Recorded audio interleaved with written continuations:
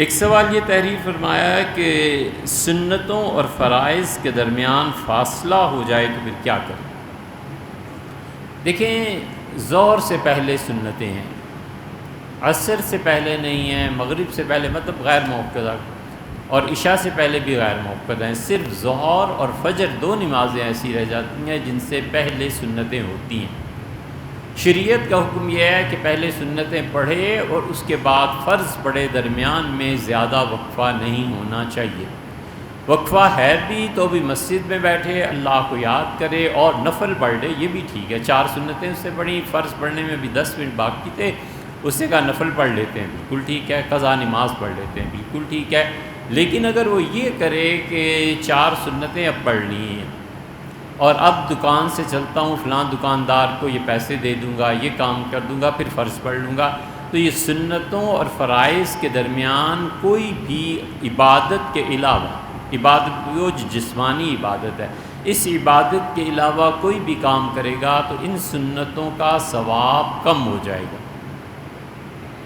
مثلا اسے کہا سنتیں پڑھ لی ہیں، اب گھر فون کر لیتا ہوں، بچے آئے ہیں، یعنی 10 منٹ کا بھی وقفہ ہے، یہ ثواب کو کم کرنے کی چیز ہے۔ بہتر یہ ہے کہ اگر دنیا کا کوئی کام کیا ہے تو پھر اس کے بعد سنتوں کا اعادہ کرے، بہتر ہے۔ اگر نہیں کرتا تو کوئی گناہ نہیں۔ جو پہلے ہیں سنتیں ان کا تو یہ حکم، یہی حال فجر کا بھی ہے کہ اس سے نماز پڑھی، سنتیں گھر میں پڑھی، اور پھر اس سے کہا چلو ڈول لے کے جاتا ہوں، ناشتہ لینے جاتا ہوں، برتن چھوڑ جاتا ہوں میرے آنے تک، تو یہ دنیا کے ایک کام اس نے کیا ہے، تو فجر کی سنتوں کا ثواب کم ہو جائے گا۔ بہتر ہے کہ دہرائے، نہ دہرائے، پوری گنجائش ہے، کوئی مسئلہ نہیں، ثواب کی کمی البتہ رہے۔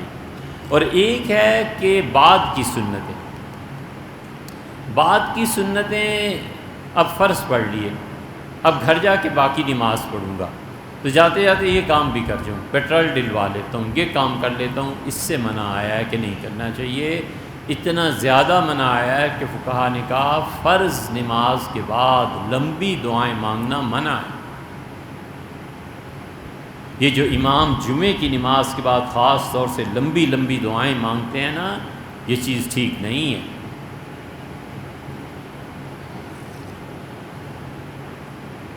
حضرت رسالت پناہ صلی اللہ علیہ وسلم فرض نماز پڑھاتے تھے، بس اتنی دیر کے لیے کوئی بھی ورد پڑھ لیتے تھے، اللہم انت السلام و منک السلام تبارک یا ذا الجلال والاکرام، بس پڑھا، سنتیں شروع کر، اللہم لا معطی لما منعت، اللہم لا مانع لما اعطیت ولا معطی لما ولا ينفع ذا الجد منک الجد، اتنا پڑھا، کھڑے ہو گئے، سنتیں شروع کر دی۔ بہت مختصر دعا کوئی بھی، اور اس کے بعد سنتیں شروع کر دینی چاہیے۔ جو لوگ لمبی دعائیں بھی مانگتے ہیں امام، جو سنتیں ہیں بعد کی، ان کا ثواب کم رہ جاتا ہے۔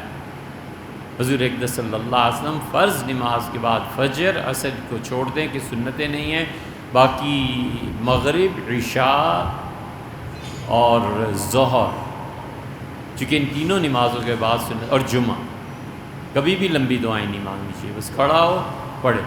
حنفی فقہا اسی لیے کہتے ہیں کہ جو بھی 3 مرتبہ تسبیحات 33 جو بھی کرنا ہے یہ سب نفل نماز کے بعد کرے، حتیٰ کہ عشاء کی نماز میں وطر پڑھ کے حضور صلی اللہ علیہ وسلم اللہ تعالیٰ سے ایک جملہ عرض کرتے تھے، سبحان الملک القدوس، پھر سبحان الملک القدوس، پھر تیسری مرتبہ رسول اللہ صلی اللہ علیہ وسلم جب پڑھتے تھے تو وہ پڑھتے تھے اونچی آواز سے 3 مرتبہ، مگر تیسری مرتبہ زیادہ آواز بلند کر کے پڑھتے تھے، سبحان الملک القدوس، یہ دال اور واو جو ہے اس کو لمبا کھینچتے تھے۔ حنفیہ نے اس کے متعلق بھی لکھا ہے، وہ کہتے ہیں کہ 2 نفل پڑھے 3 وتر کے بعد اور پھر بیٹھے، پھر یہ کرتا ہے، کیونکہ فرض واجب یہ ایسی نمازیں ہیں جن کے انتظار میں فرشتے کھڑے رہتے ہیں کہ یہ بندہ اس کو پورا کرے اور چلیں اللہ کی طرف، اور پورے ہوتے ہیں یہ فرض سنتوں کی تکمیل کے بعد۔ ظہر کے 4 فرض ہیں، 2 سنتیں اس کا حصہ ہیں، مغرب کے 3 فرض ہیں، 2 سنتیں اس کا حصہ ہیں، عشاء کے 4 فرض ہیں، 2 سنتیں اس کا حصہ ہیں۔ یہ جب 6 رکعتیں پڑھ کے یا 5 رکعتیں پڑھ کے جیسے مغرب میں نماز پوری کر لیتا ہے، اللہ کے فرشتے اس کو لے جاتے ہیں اللہ کے حضور، تو اس سے فرشتوں کو انتظار نہیں کرانا چاہیے۔ لمبی دعائیں نفل پڑھو یا پھر سنت موقدہ پڑھ کے پھر دعا مانگو.